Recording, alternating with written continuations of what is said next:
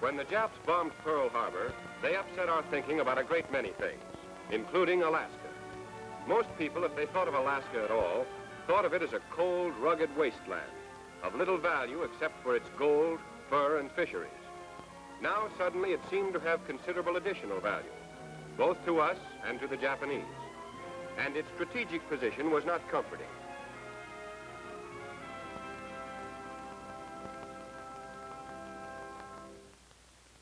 From Alaska, the Aleutian Islands stretched out invitingly toward a shrewd and daring enemy. The great Japanese air and naval base at Paramushiro was only 750 miles from Attu. Attu was only 1,200 miles from the mainland of Alaska.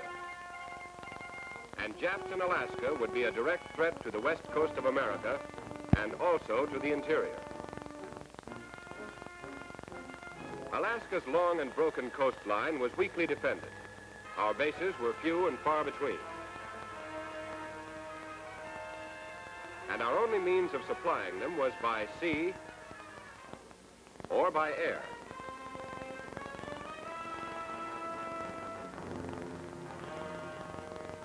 There was no overland connection across the wilderness of northwestern Canada. Not even a trail.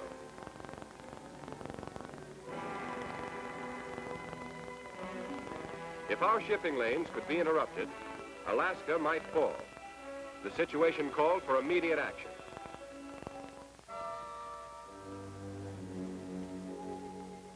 The Canadian government had already carved out a series of 5 airports between Edmonton, Alberta, and Whitehorse, Yukon Territory. And there were other fields in Alaska between the Yukon border and Fairbanks.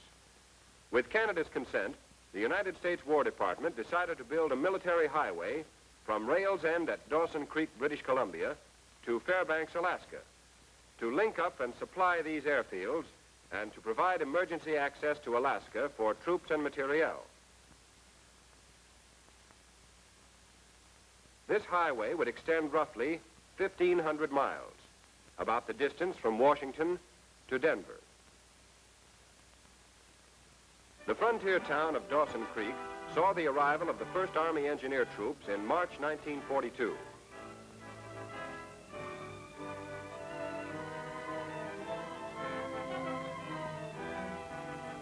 Here they set up a camp. Enlisted men were trained in the special problems of maintenance and operation of tractors in the north.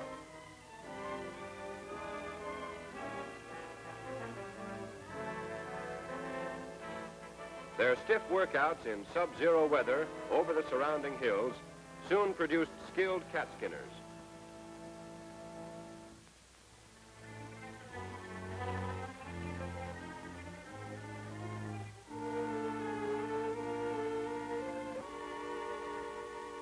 Before the arrival of additional engineer troops, these first troops moved out over a trail broken by the Canadian Department of Transport to Fort Nelson, where they established a base camp and began working northwest.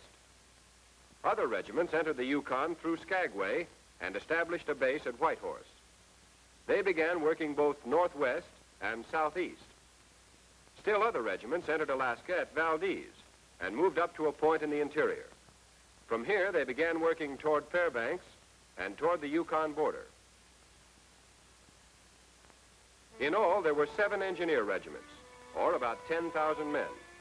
Their immediate job was to break through a pioneer road, a road without frills, but a road which could be used to supply the airfields and to construct a permanent road later.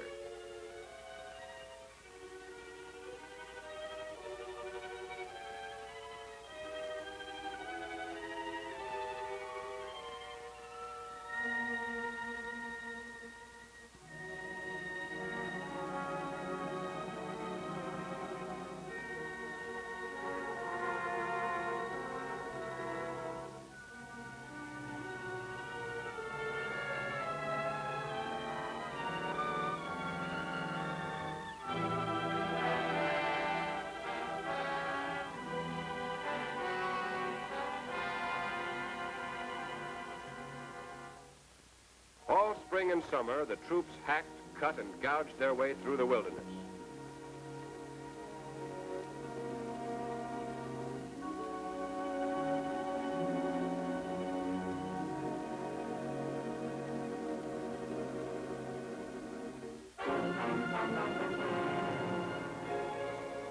There were colored as well as white troops. Both did their full share.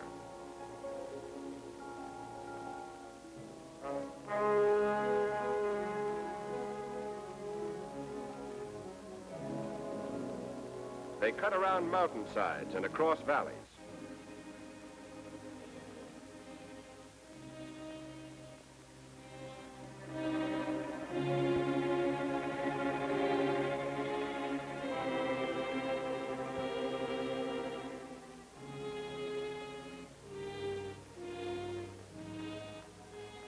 They corduroyed and filled over swampy ground.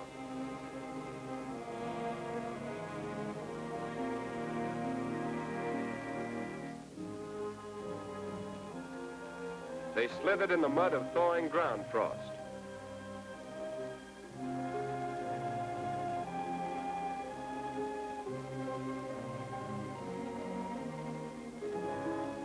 They built culverts over brooks and small streams.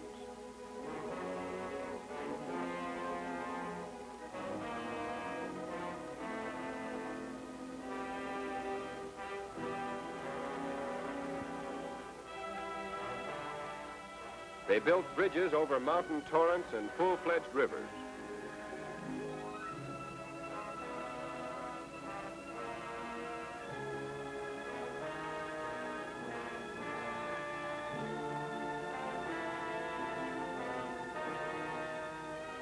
Finally, on the 20th of November, 1942, 8 months after the first troops plunged into the northern bush, the Pioneer Road from Dawson Creek to Fairbanks was officially opened.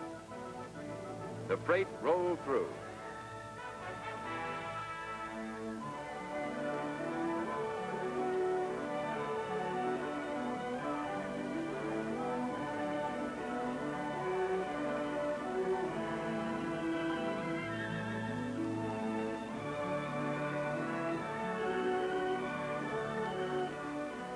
And the truck drivers were surprised to find that the road was much better than they expected. In fact, considering its length, more than 1,500 miles, the difficulties of terrain and climate, and the remarkably short time of construction, it was one of the wonders of the modern world.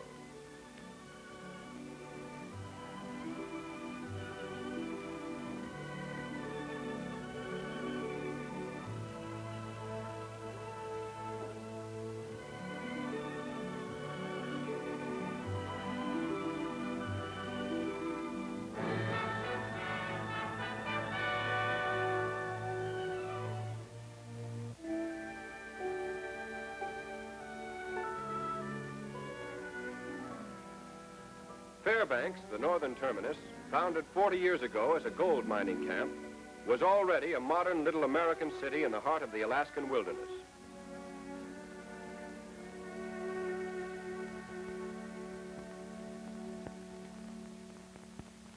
Of course, the highway was still largely a winter road, usable in some sections only when the ground was frozen. Its bridges were temporary, and many of them would be washed out by the ice and floods in the spring.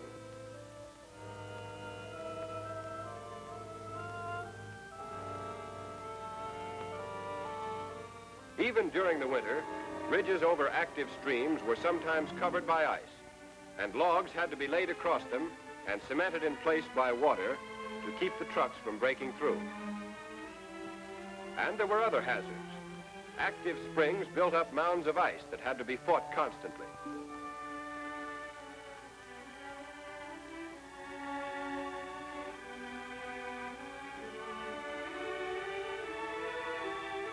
When culverts plugged up and ice mushroomed over the road, it had to be cleared, even at 40 below.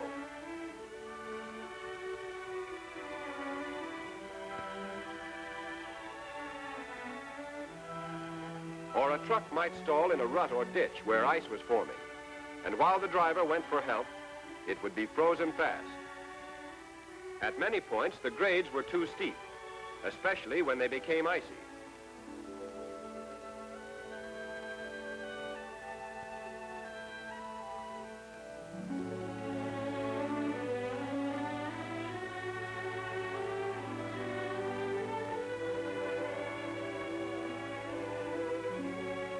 Sanding machines worked constantly, but it was impossible to keep the road safe at all times and places. Even on the best sections, if drivers relaxed for a moment, they might find themselves in a ditch.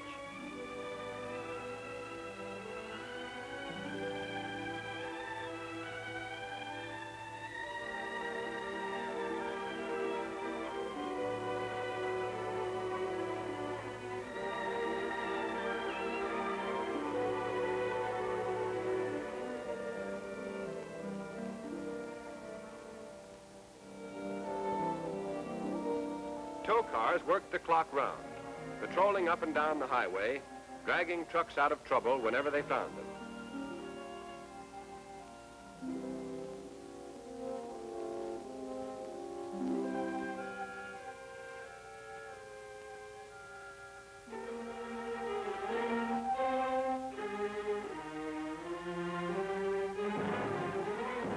Control stations established at 100-mile intervals were manned by quartermaster troops who checked over and refueled each truck as it came through.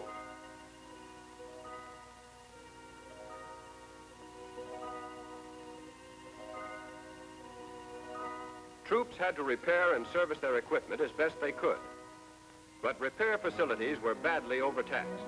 Both spare parts and mechanics were scarce. Many trucks were deadlined for weeks at a time.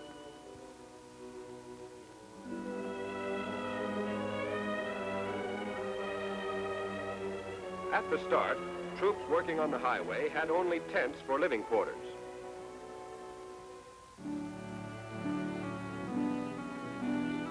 By the beginning of 1943, however, most of them were living in Quonset huts. Sometimes, for added warmth, they were banked with sawdust. They came in sections and could be erected in a few hours. Following closely behind the soldiers who built the Pioneer Road, came civilian contractors to turn it into a permanent, all-weather road. They established their own camps and repair facilities at vantage points along the route.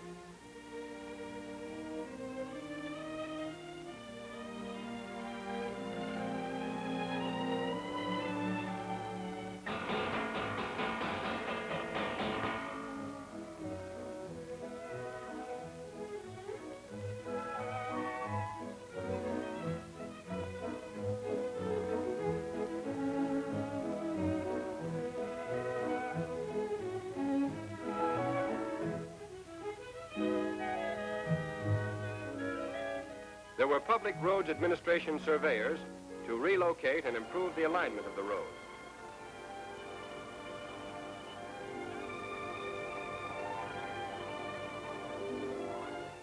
There were skilled crews with power shovels to widen the road and cut down grades.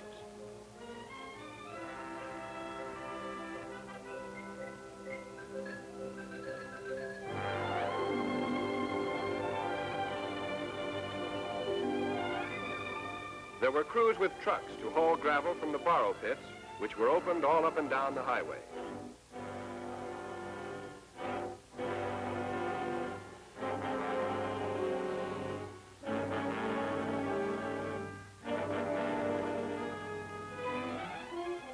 There were dirt-moving machines as well as trucks to build up the road.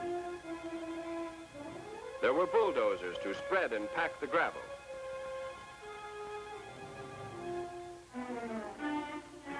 And dozers to dig drainage ditches.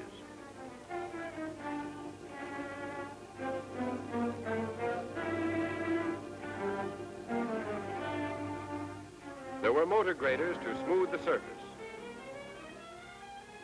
There were skilled structural workers and carpenters to build permanent bridges, replacing the temporary ones of the engineers.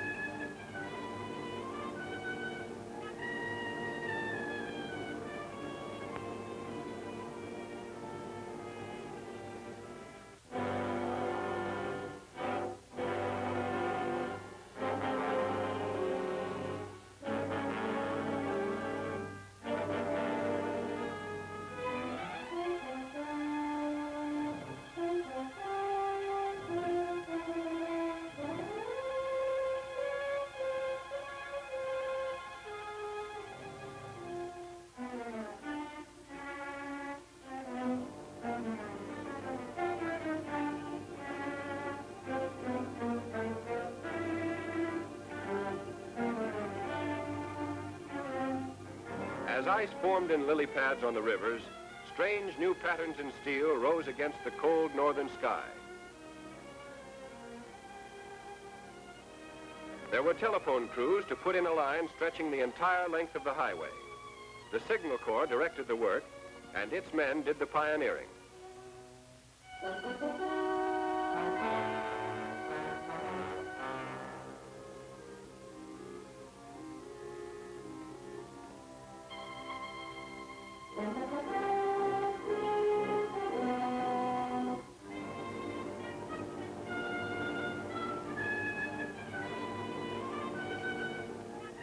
All this activity demanded a constant flow of supplies, both up the highway and by sea. The Japs, although they had been entrenched in the Aleutian since June of 1942, were unable to interfere with coastwise shipping to Alaska.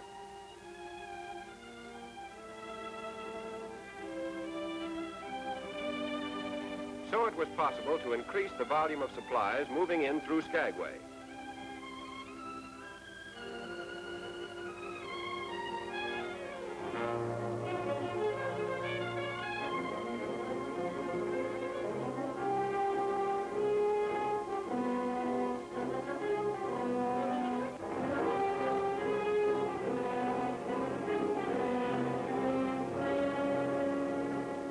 Rainy, windswept Skagway was built up as the gateway to the fabulous Klondike during the gold rush of '97 and '98, when gamblers and desperados like Soapy Smith held sway. Then it became a ghost town, surviving only as a small port and railroad terminal, attracting a few hundred tourists each summer.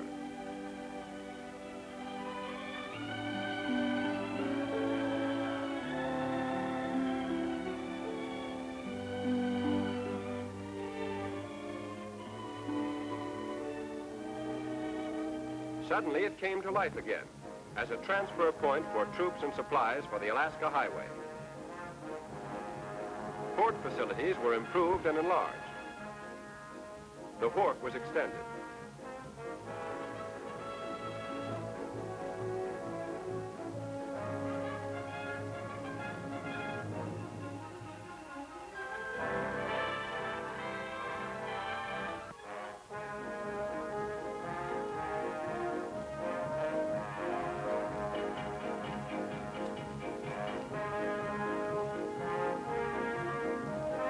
Now, freighters coming up the inside passage from Prince Rupert in British Columbia could be unloaded quickly and easily.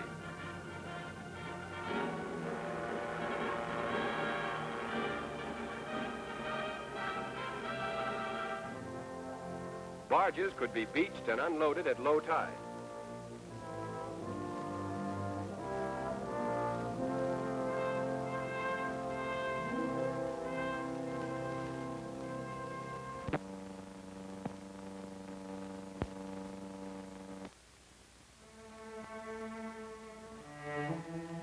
From Skagway, supplies moved across the mountains on the narrow-gauge White Pass and Yukon Railway. This winding railway is one of the steepest in the world.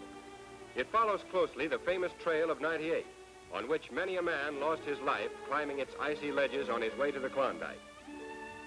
To make sure the railway would continue to operate during the emergency, the Army leased it and installed a railroad operating battalion to run it. All winter long, in spite of cold and snow and treacherous rock slides, these trainmen in uniform kept supplies and equipment rolling steadily the 110 miles into Whitehorse.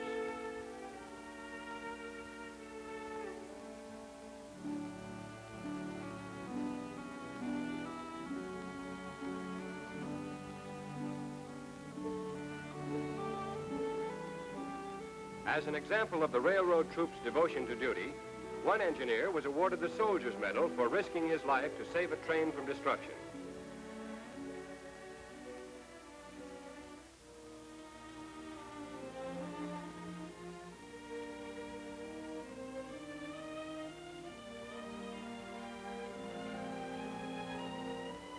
Whitehorse, at the head of navigation on the Yukon River, 40 years ago in its gold rush heyday, boasted a population of 20,000 people, which later dwindled to a few hundred.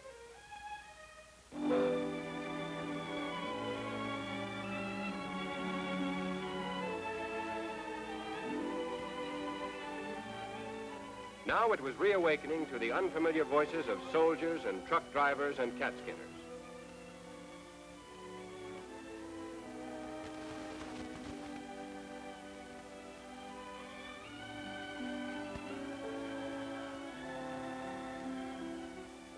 On through the spring and summer, the road building continued. By now, there were 81 contractors and about 14,000 men scattered along the highway. Crews worked in 2 shifts of sometimes 10 and sometimes 11 hours each. Specifications called for a 26-foot roadbed with 20 to 22 feet of surfacing with gravel or crushed stone.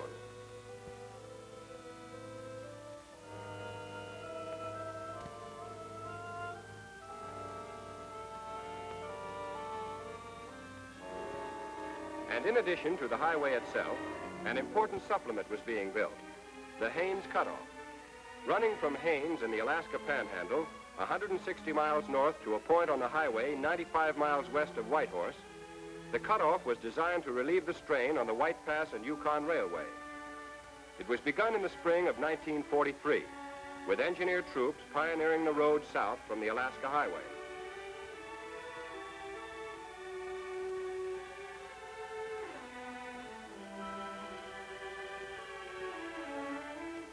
At the same time, civilian contractors started north from Chilkoot Barracks, an early military post which lay just outside the village of Haines.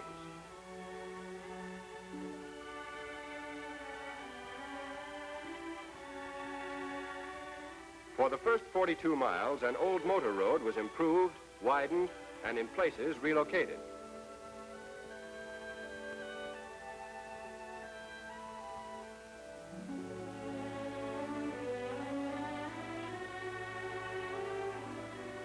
On its way to the Alaska-Yukon border, this road wound through spruce and poplar forests, over cold mountain streams, and through a sleepy Indian village.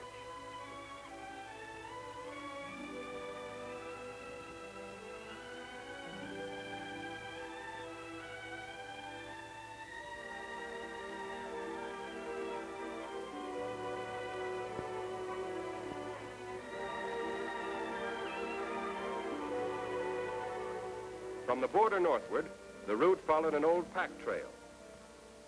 Here the contractors started from scratch, clearing timber, grading,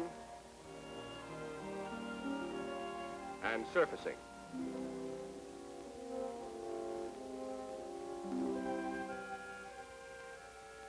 On reaching the pioneer road of the engineers, the civilian crews continued along it, improving and widening it all the way to the main highway.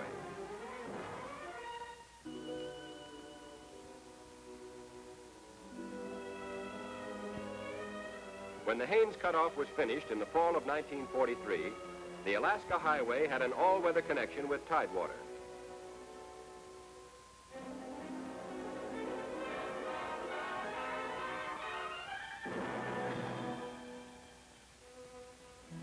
As the highway and the cutoff were nearing completion, so were the emergency flight strips being built by the Canadian Department of Transport and the United States Army Engineers.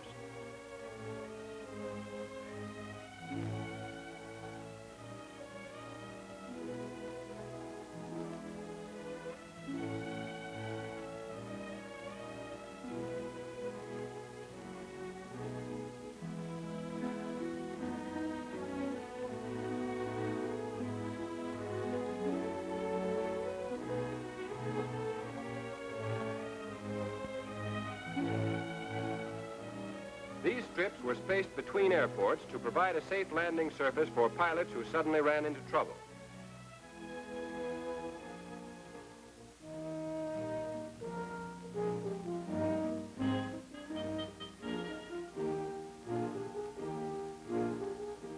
In addition, the engineers were improving the airports themselves.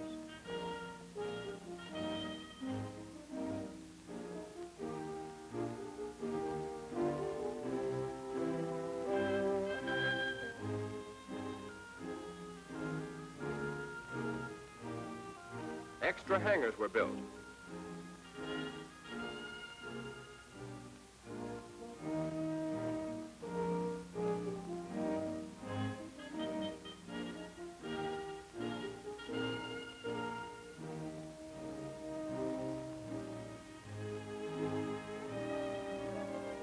runways and aprons were added.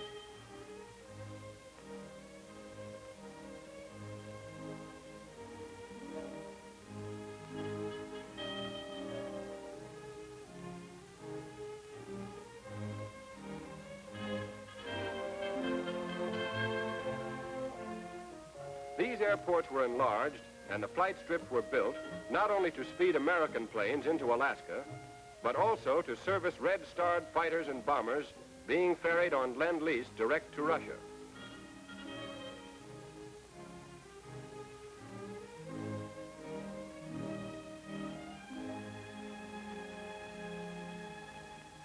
At the same time, most of the 86 major bridges on the highway were being finished.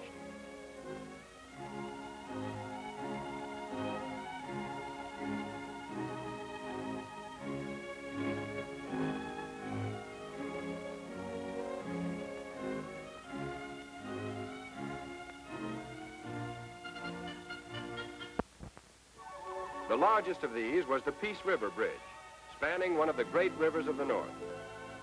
Near the southern end of the highway, the bridge is 2,275 feet long, with 2 suspension towers reaching 200 feet high, and a concrete deck 24 feet wide. The bridge was officially opened in August 1943.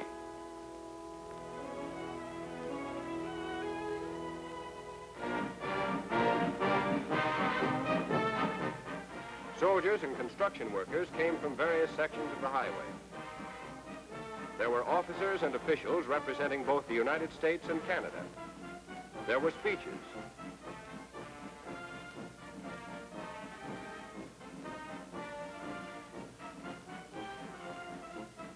There was a ribbon to be cut. But the crowd didn't need to be told of the importance of the occasion.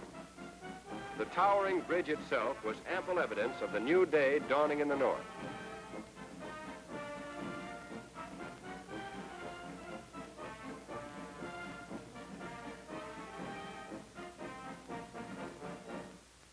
Now the lower half of the highway was finished. In all seasons, trucks from Dawson Creek could travel straight through to Whitehorse.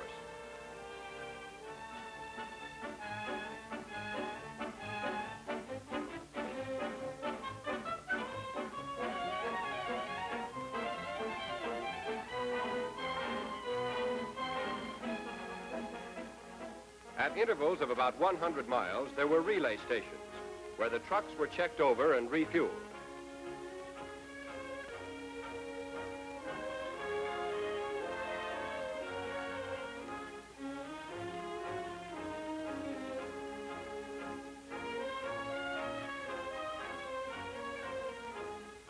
In the pioneering days, most of the fuel used on the highway was trucked from railhead at Dawson Creek or brought up the inside passage in tankers to Skagway. But with the completion of the Canal project, with its refinery and network of pipelines, the Alaska Highway had its own fueling system. Oil from Norman Wells was refined at Whitehorse, and gasoline was pumped through supplementary pipelines to all points on the highway from Watson Lake to Fairbanks.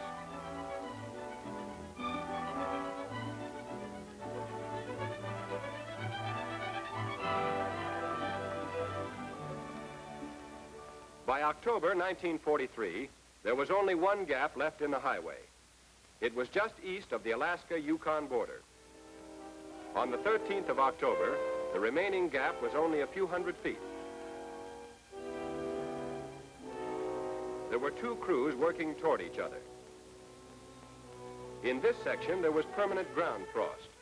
That meant the ground stayed frozen all summer long, down to a depth of 50 or 60 feet. If the surface cover of moss and vegetation were disturbed, the ground would quickly thaw and become a quagmire. So the contractors used a road-building technique peculiar to the North. Rock fill and gravel were spilled out on the ground and carefully spread over the surface. In this way, insulation was added to that already provided by nature, and the frost was permanently locked in.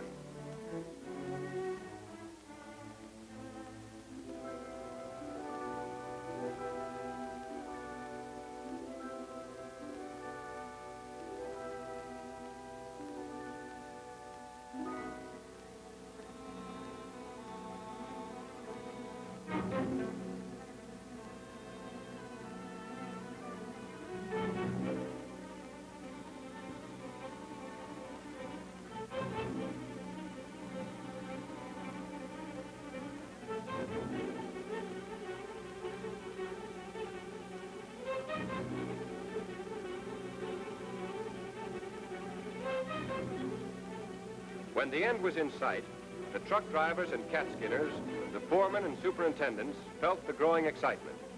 They were witnessing the climax of 20 long months of toil by 25,000 men.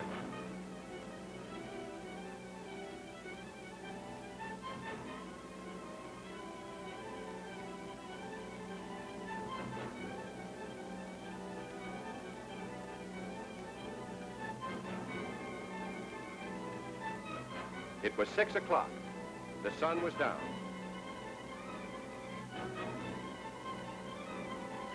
The bulldozers moved in. Their blades touched. The Alaska Highway was finished. A handshake in the gloom of an autumn evening marked the end.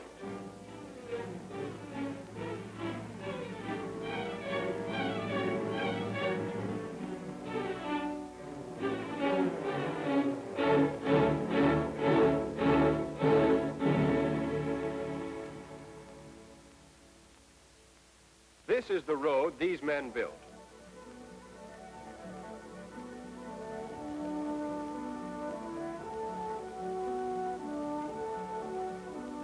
And this is a good road, as good as any graveled road in the world, better in alignment and grades than any road of comparable length on this continent.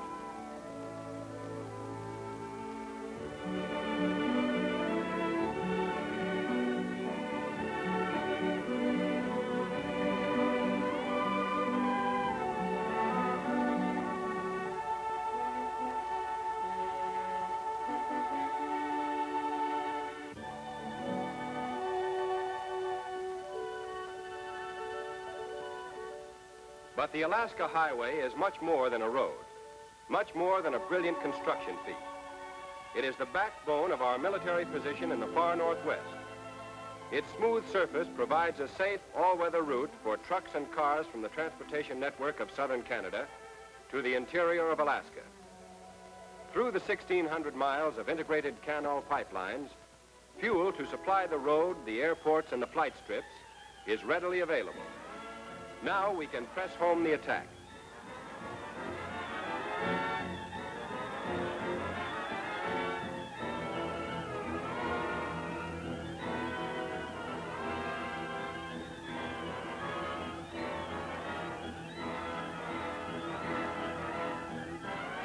This is the road through the brooding wilderness.